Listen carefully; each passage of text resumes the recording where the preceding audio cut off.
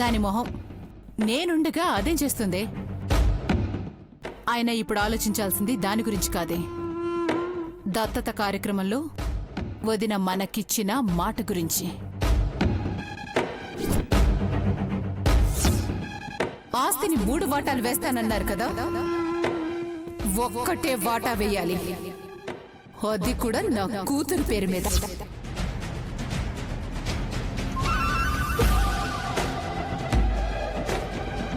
మాటిస్తున్నాను, ఆస్తి మొత్తం సరియు పేరు మీద రాయిస్తాను.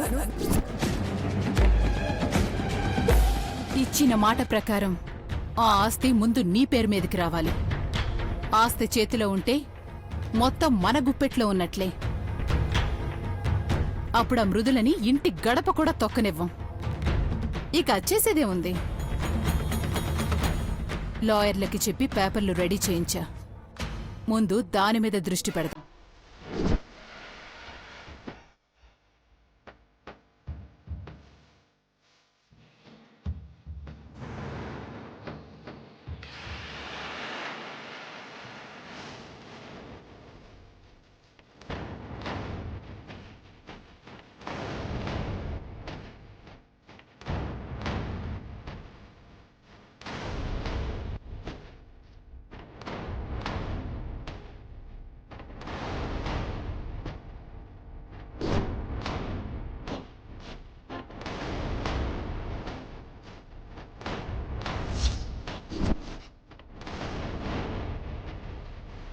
భవతీ భిక్షాందేహి. అమ్మా మృదులా, వెళ్ళి భిక్ష వేసిరమ్మా. సరే అమ్మా.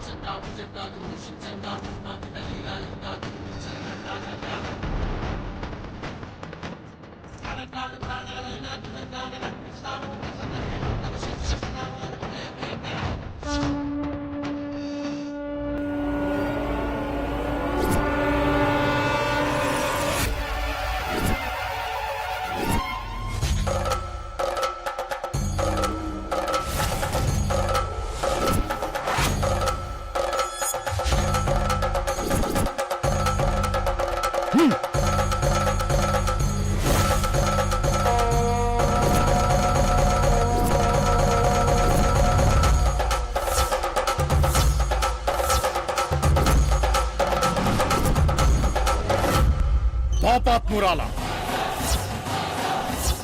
నీ పాపిష్టి చేతులతో మాకు భిక్షమేసి మా దీక్షని భంగం చేసావు కదే.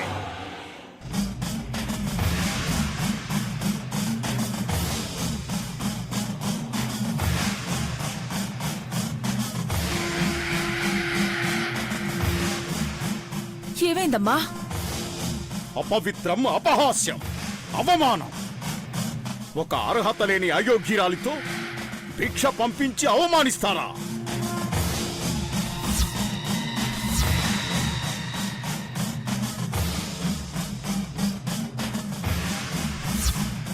అయోగ్యురాలంటారేంటి స్వామి?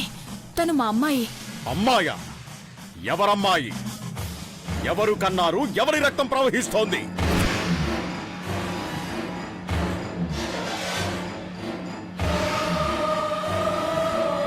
ఎక్కడో ఎవరికో పుట్టిన దాన్ని తీసుకొచ్చి దత్తత తీసుకున్నంత మాత్రాన రక్తం మారిపోతుందా? వారసురాలైపోతుందా? ఎవరి తలరాతలు మార్చడానికి వచ్చింది? ఎవరి జీవితాలు నాశనం చేయడానికి వచ్చింది?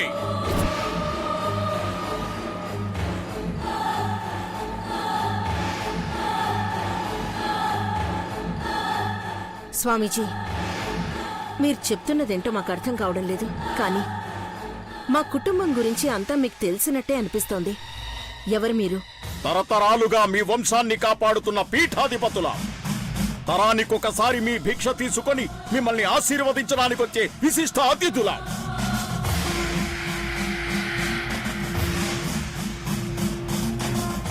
ఈ అయోగ్యురాలితో మాకు భిక్ష వేయించి మా దీక్షకి భంగం కలిగించారు. ఈ తరానికి మా ఆశీర్వాదం పొంది అదృష్టాన్ని పోగొట్టుకున్నారు. స్వామి, ఇంట్లో మా పిల్లల పెళ్లి జరుగుతుంది స్వామి. మీరిలా అంటుంటే ఏమవుతుందోనని భయమేస్తుంది. అసలు ఎందుకు ఇలా అంటున్నారు? ఏం తప్పు జరిగింది? అమ్మాయి జాతకానికి దత్తత తీసుకున్న సమయానికి అస్సలు పొంతనే లేదు. గ్రహాలన్నీ వక్రదశలో ఉండి నీచ స్థానం వైపు చూస్తున్నాయి.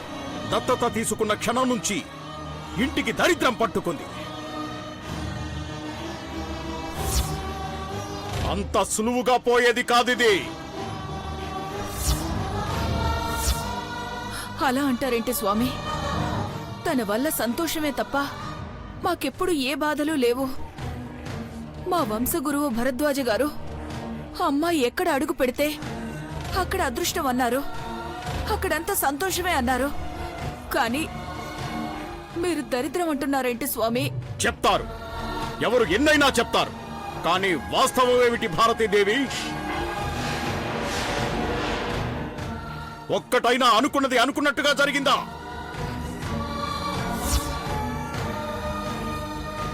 అసలు మీకు పట్టిన అదృష్టమేంటి?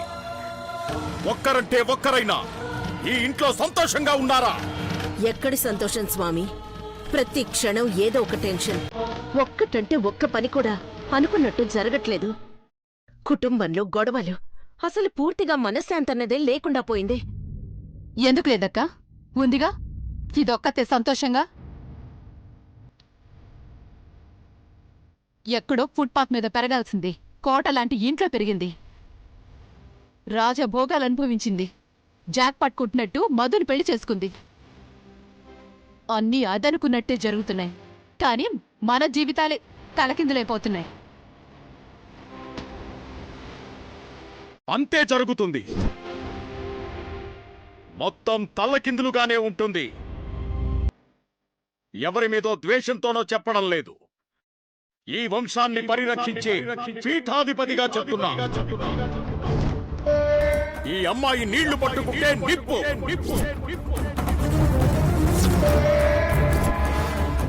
చూపు పడితే సర్వనాశనం. చెయ్యి పడితే ఏ శుభకార్యమైనా అశుభమే. సంతోషం దుఃఖమైపోతుంది. అనుబంధాలు ఆవిరైపోతాయి. మొత్తానికి దరిద్రాన్నే ఒంటికి పూసుకు తిరిగినట్లుంటుంది.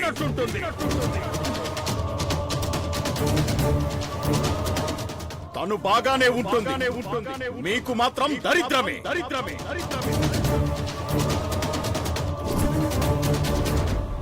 ఆఖరిగా ఒక్క మాట చెప్తున్నా, ఈ అమ్మాయి ఇక్కడే ఉంటే మీరు చెయ్యాలనుకున్న పెళ్లి జరగదు. కళ్యాణం కలహంగానే మిగిలిపోతుంది.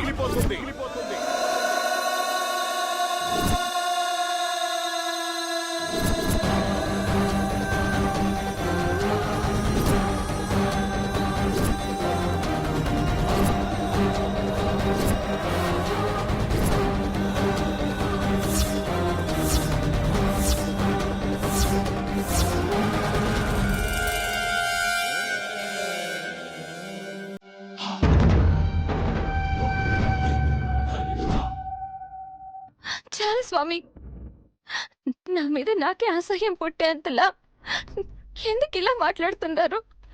అంత పాప నేనేం చేశాను? కల్లో కూడా ఎవరికి కీడు జరగాలని కోరుకునేదాన్ని కాదు.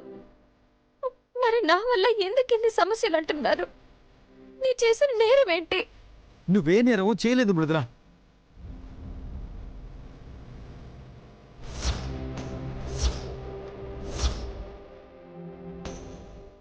అన్నీ తెలిసిన వాళ్ళలా ఉన్నారు, కానీ ఇలా మాట్లాడుతున్నారండి స్వామి మీరు. పడని వారు, పగబట్టిన వారు కూడా ఇంత దారుణంగా మాట్లాడరేమో. ప్రతి ఇంట్లో సమస్యలుంటాయి, వాటికి లక్ష కారణాలుంటాయి. వాటన్నింటికీ కారణం మా చెల్లె అంటే ఎలా? తన వల్ల మాకెప్పుడూ చెడు జరగలేదు. అసలు తన మనసే అలాంటిది కాదు.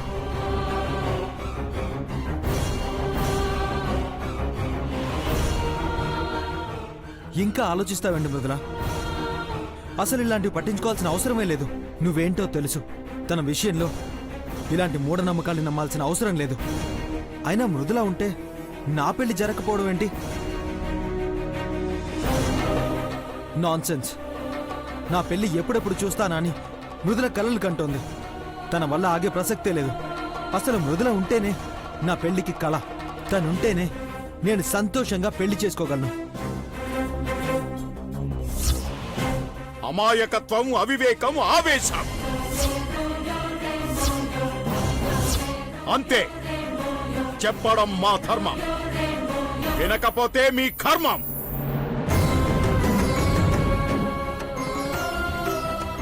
మీ తాత ముత్తాతల నుంచి మా పీఠాధిపతుల ఆదేశాలు పాటించిన వారే, అవునని ఆశీర్వాదం పొందిన వారే, కాదని కష్టాలు పాలైన వారు ఉన్నారు. కామినేని గంగాధర్రావు, కామినేని వసంతరావు, కామినేని అశోక్ ప్రసాద్, కామినేని మధుసూదనరావు. అందరి చరిత్రలు తెలుసుకో. కాదన్న వాళ్ళు పడ్డ కష్టాలు అర్థం చేసుకో. నేను చెప్పింది నిజమో కాదో మీకే తెలుస్తుంది. నేను చెప్పింది నిజమనడానికి ఒక్కటే నిదర్శన. మాకు భిక్ష వేయడానికి తెచ్చిన బియ్యం ఎరుపు రంగులోకి మారిపోయాయి. చూడండి.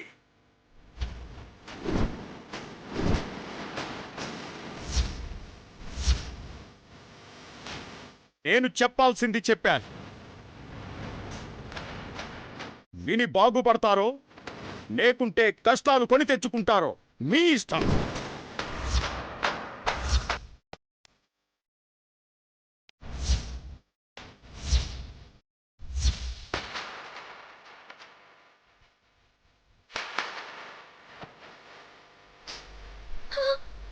మృదులా, ఆయన మాటలేం పట్టించుకోవద్దు మృదుల. పద.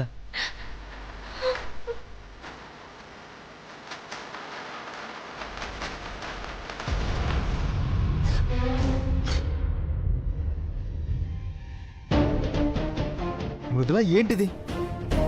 ఎందుకు ఏడుస్తున్నావు? అవునే అవునే నువ్వెందుకు ఏడుస్తున్నావు? నీ జాతకం చాలా గొప్పది. నువ్వనుకున్నది జరుగుతుందని చెప్పాడు కదా. నువ్వెందుకు ఏడుస్తున్నావు? నీ వల్ల దరిద్రం పట్టుకుంది మాకు, అందుకు మేమేడవాలి.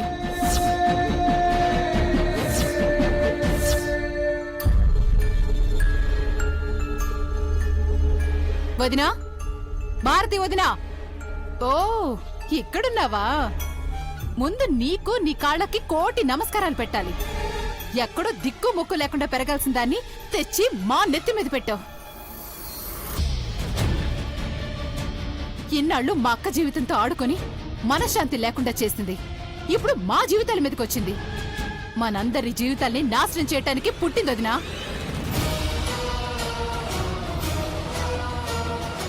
ఏంటత్త ఇది? ఎవడో వచ్చి ఏదో వాగి వెళ్తే ఆ మాటలు పట్టుకుంటారేంటి? ఎవడో వచ్చి ఏదో వాగడం కాదురా, మన వంశం గురించి మొత్తం తెలిసినవాడు.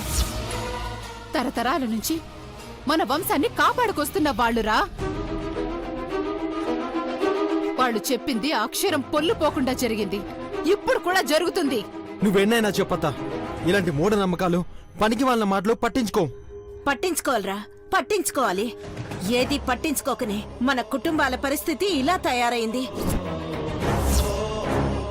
ఆయనంత క్లియర్ గా చెప్తుంటే అర్థం కావట్లేదా? ఇదేమన్నా ఆయనకి శత్రువా లేకపోతే పగబట్టాడా? దీని గురించి కావాలని చెడుగా చెప్పడానికి. అందరూ అన్నిసార్లు చెప్పింది నిజం కావాలని లేదు కదా వదినా. మన పిల్లలు ఎలాంటి వాళ్ళో మనకు తెలీదా? వేరే వాళ్ళు చెప్పాలా? చాలు భారతీదేవి, అది నీ పిల్ల కాదు. ఇంకా అసహ్యంగా దాన్ని వెనకేసుకురావద్దు.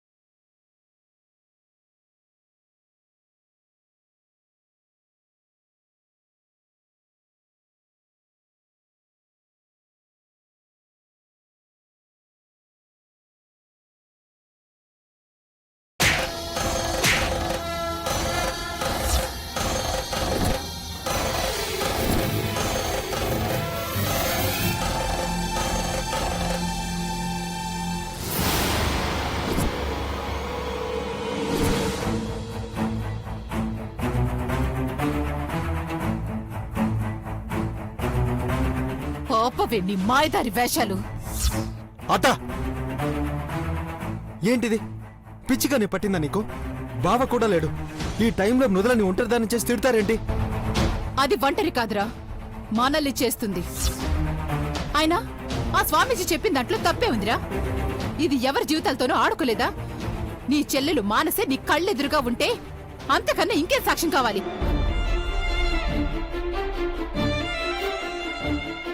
ఆ రోజు నుంచి ఈ రోజు వరకు మానసికి మనశ్శాంతి ఉందా?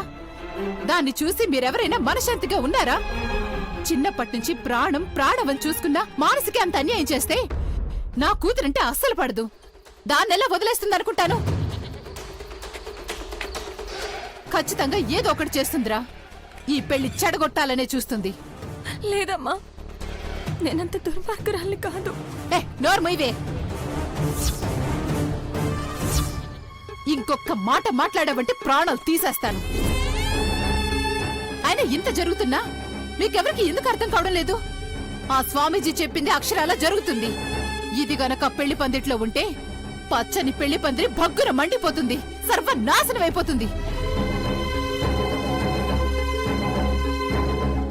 ఇది మాత్రం పెళ్లి పందిట్లో ఉండటానికి వీల్లేదు వదినా. లేదు, మా పిల్లల జీవితాలు నాశనం అయిపోయినా పర్వాలేదు, ఇదే ముఖ్యమనుకుంటే చెప్పు. అదేంటి కోమలి అలా అంటావు? తరుణ్ నా కొడుకు కాదా? మృదుల నా బిడ్డ కాదా? ఎవరూ నాశనం అయిపోవాలని కోరుకోను, ఎవరిని వదులుకోలేను. నువ్వు మారు భారతీదేవి. ఈ జన్మలో నువ్వు మారు. ఏదేమైపోయినా ఎవరెలా పోయినా నీకిదే ముఖ్యమని మాకు తెలుసు. అయినా మేమేమన్నా దాన్ని బలి తీసుకోమంటున్నావా, లేకపోతే పూర్తిగా వదిలేయమంటున్నావా? పెళ్లి ఎంతవరకు దూరంగా ఉంచమంటున్నావు, అందుకు కూడా ఒప్పుకోవా? ఇప్పటికే నా జీవితం, నా కొడుకు జీవితం నాశనం అయిపోయినా ఏమీ చేయలేకపోయాను. ఆ పరిస్థితి నా చెల్లెలి కూతురికి రానివ్వద్దు.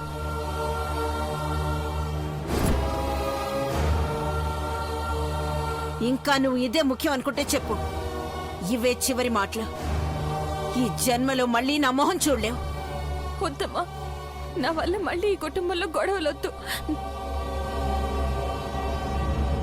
నేనే సమస్య లేదు. నా పెళ్లికి మృదుల ఉండాల్సిందే. వెళ్ళడానికి నేను ఒప్పుకోను.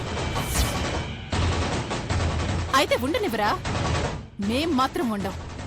ఈ సంబంధం కుదరలేదనుకొని ఇప్పుడే వెళ్ళిపోతాం కానీ దీని కారణంగా పీటల మీద పెళ్లి చెడగొట్టుకుని మా పరువు పోగొట్టుకోలేం.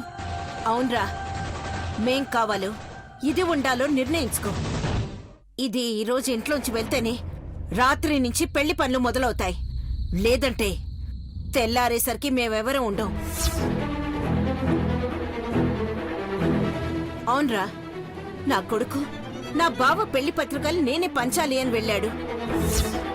వాడు పిలిచే చుట్టాల ముందే దీని కీడు వల్ల ఈ పెళ్లి ఆగిపోతే వాడి మొహం మీద ఉమ్మాలా? అలా ఎందుకు అవుతుందత్త? అవుతుందిరా. పదకోమలి. అమ్మగారు, వదినా, అత్త అమ్మా, వదినా, ఆగండి. అత్త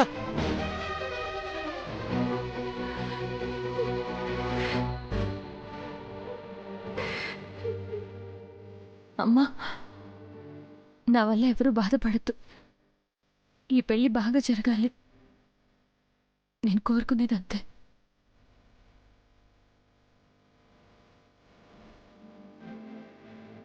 మృదుల,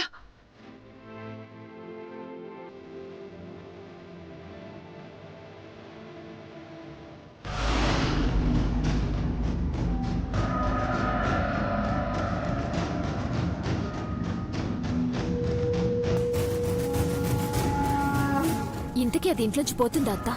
ఖచ్చితంగా వెళ్తుందే. అసలే కుటుంబం కోసం ఏవైనా చేస్తుందన్న మంచి పేరు మూట కట్టుకుంది కదా.